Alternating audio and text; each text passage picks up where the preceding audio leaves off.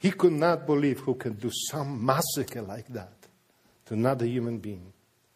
We went through the ovens. We went where the family members lays. My grandparents laying there on a pile of the rubbles. The human skeleton. They were experimented. Now they're going to be put in an oven. We went through gas chamber. Do you know what gas chamber really is? Not where you think you're going to go to sleep. Most people think that's what the people want you to know. But then if you go to Auschwitz, they got films and all of that. Or you can go to Holocaust Museum in Washington, D.C., or Yad Vashem, then you will see it. Gas chamber is where they take 40 or 50 women, they strip them nude. They put them inside. They lock the doors. They drop the gas explodes. In about 15 minutes, person will have to breathe. And the more you breathe, the worse it go, because start eating your lungs, your kidney, your liver. And you're choking on your own blood, and the pain is unbearable because it start eating you from inside, burning everything what is alive. It takes 45 minutes to die.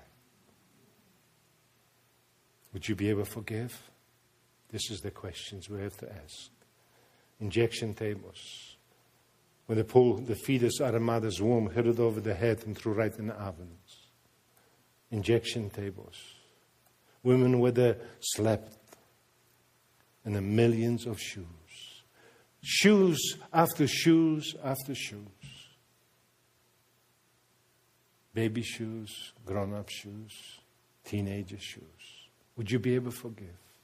And more shoes. I said, let's leave this camp. I don't want to be. I become angry. I become more hateful than I ever been before in my life. I start hating the Germans. I start hating the Russians. I was hating the Poles. Anyone who I was hateful. So we stay overnight in one of those hotels in Poland. Was beautiful outside Stuttgart. And that night Yeshua talks to you. We Jews like to argue. I don't recommend Gentiles doing this stuff. But we like to argue. Baruch, wake up. No, I'm just joking. No, him and I are very, very good friends. You know, we Jews like to argue. Hands flying everywhere. You know, when we argue with him. He always wins, but that's their nature, you know. And I was arguing with him, and he won. He said, go back. So I went back to Stuttgart. We went through gas chamber. We went through everything with the pictures, with everything there was there. I went through. I said, what did I miss? We came to those two. Max Pauli was the first commander. Paul Werner Harper was the second commander. He was the SS. He was the torturer. He was the man who was trained how to kill and how to do much pain to another human being. And he would enjoy himself. And now I hear this voice. Different kind of voice from above. Forgive them. Go down on your knees and forgive them. So that I can forgive you. Point blank, I said, what the hell I did wrong on this earth to deserve this? And for a second, pause. And I hear, forgive them. So that I can forgive. Because you broke the 10 Commandments. I said, which one boldly stood up before God himself? And then he reminded me.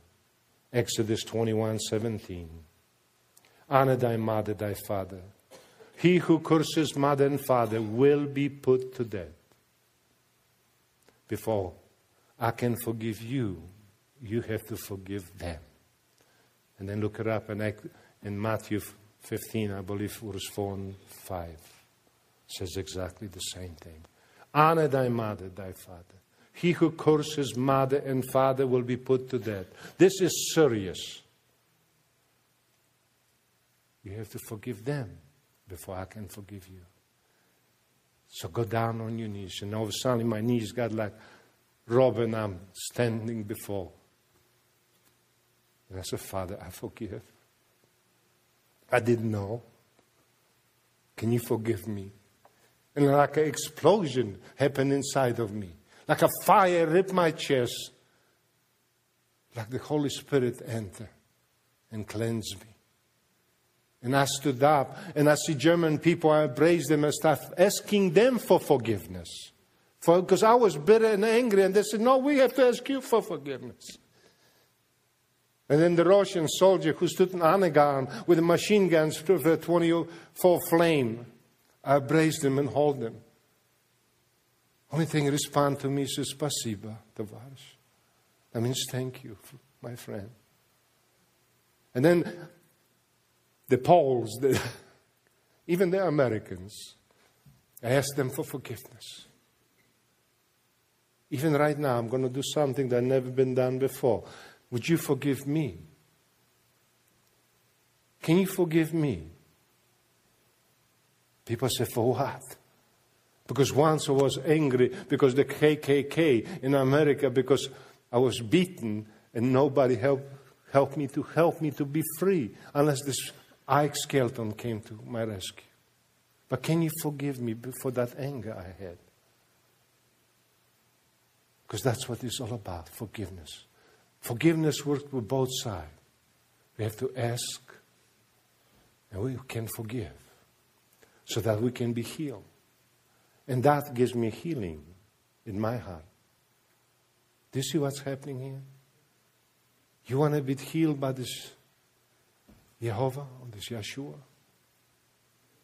You have to learn how to forgive. Not with your mind, with your heart. You have to open your heart. Search it inside. Because your heart is like an onion. You have to learn how to peel those layers one after the other so that you will be able to forgive. That's what this conference is all about. Bow your heads for a moment.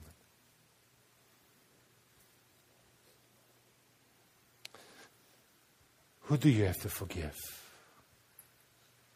Because this is not about me, this is about you. Who hurt you? Who came against you? Who hurt you so much that you're not able to forgive? Did your mama left you? Did your daddy abandon you? Who hurt you? Who, maybe teacher abused you? Or someone in church hurt you? Would you be able to set yourself free? Search your heart right now, because this is free. Peel those layers one after the other from your heart. Who hurt you so much that your life is misery? That's because you are chain bound, like you're carrying this big ball. Set yourself free right now. Who hurt you? Who came against you? Come, Holy Spirit. Search your heart. Open the hearts, Father. Search those pains, the suffering.